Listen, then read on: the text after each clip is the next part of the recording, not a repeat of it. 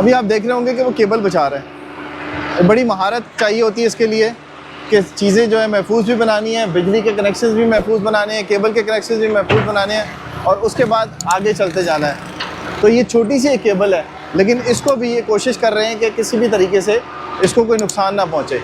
ये देखें, अब ये यहाँ से निकलेगी थी मशीन,